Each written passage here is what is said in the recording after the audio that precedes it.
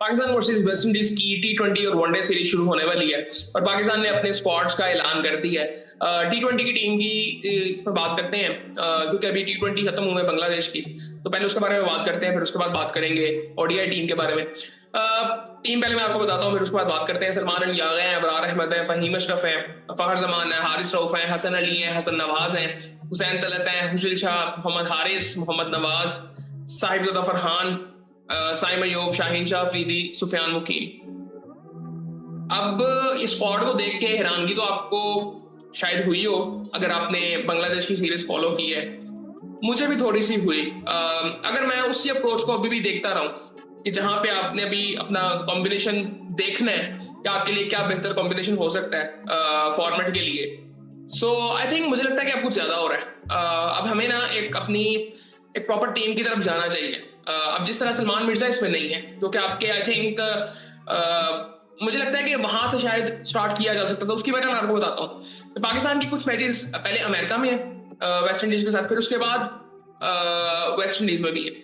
सो अब यहाँ पे हमें कुछ चीजें समझनी पड़ेंगी कि सलमान मिर्जा को अगर हम देखें और आप अगर वर्ल्ड कप देखोगे यूएसए में हुआ, वहां पे फाउलर्स को कैसे हेल्प मिल रही थी, तो 20 रन करना मुश्किल था और फास्ट बॉलर्स को हेल्प मिलती थी।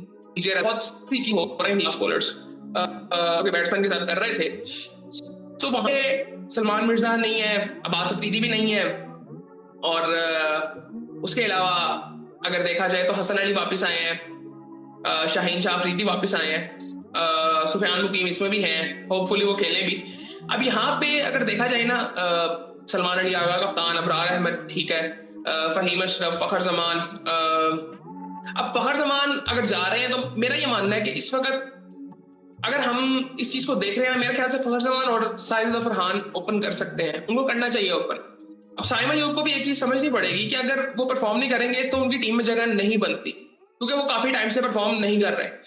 मैं एक चीज समझता हूं कि यंग एज में भी होता है, लेकिन उसके बाद भी अगर आप अपनी गेम को समझते नहीं ना, तो फिर आपके लिए रन करना मुश्किल है, जो कि मुझे मसला नजर आता है साइम अयूब के साथ कई दफा। अब यहाँ पे अगर आप देखें, जिस तरह मैं कल भी बात कर रहा था कि साइम अयूब ने परफॉर्म किया था साउथ अफ्रीका में और ऑस्ट्रेलिया में, वहां की पिचेस इनको सूट कर रही थी, बाउंसी पिचेस थी। इनका स्टाइल खेलने का उस तरह का थोड़ा सा है जहां पे इनको वो पिचेस सूट करती हैं। और लेकिन यहाँ पे अगर देखा जाए ना एशियन कंडीशंस में, सो ये डिफरेंट होती हैं, बॉल नीचे रहता है, और यहाँ पे ये इतने ज्यादा कोई कंसिस्टेंट रहे भी नहीं। इवन मैं पीएसएल की कल बात कर रहा था कि पीएसएल में भी अगर आप देखें तो ये कंसिस्टेंट नहीं रहते। ये कुछ रन्स करते हैं, फिर एक इनिंग इनकी बहुत अच्छी आ जाती है, लेकिन ये कंसिस्टेंटली रन्स नहीं करते। सो आई थिंक इनको थोड़ा सा समझना पड़ेगा इस चीज को। और उसके अलावा अगर बात करें, हारिस रऊफ वापस आए हैं। अभी ये आई थिंक मेरे ख्याल से जो मेजर लीग होती है अमेरिका में, वो भी ये खेले थे शायद, मे भी उस तरह से डाला हो इनको। लेकिन यहाँ इस वजह से वो खेलते थे, वो अब पिछले कुछ टाइम में नहीं है। ये चीजें थोड़ी सी देखनी चाहिए। बाकी आई थिंक मुझे बेसिकली ये लगता है कि अब हमें थोड़ा अपना कॉम्बिनेशन बनाना पड़ेगा कि हमें किस कॉम्बिनेशन से जाना है, के बारे में बहुत बात हो रही है।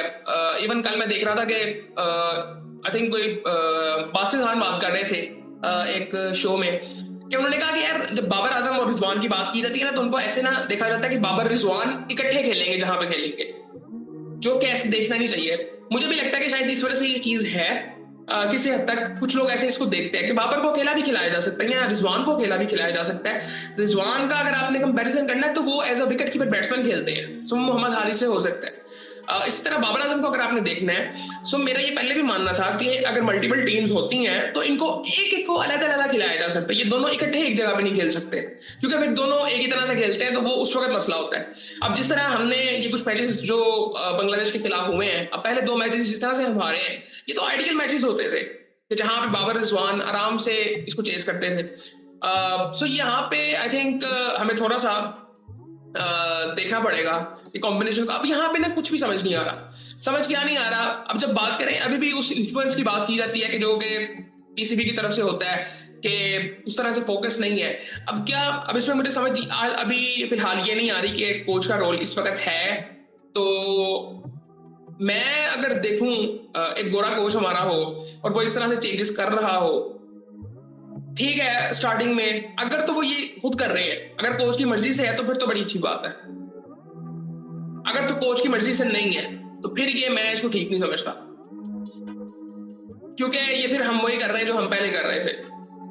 एक इस चीज की भी बड़ी बात होती है कि हमारे यहाँ पे हम लोग, मैं समझता हूँ कि प्रोफेशनली इतने प्रोफेशनल भी नहीं होते और इतने ग्रूम्ड भी नहीं होते कि जहाँ पे हम ये छोटी छोटी चीजें हमारे सामने आती हैं कि किसी ने किसी को सलाम नहीं किया, किसी जूनियर ने सीनियर को सलाम नहीं किया तो उसके साथ ये मसले होते हैं। इवन साजिदा फरहान के बारे में ये बातें हो रही हैं और प्लेयर्स के बारे में भी ये बहुत होती हैं, और किसी हद तक ये बात भी है, ये होती रही हैं, हमारे सीनियर्स ऐसे थे।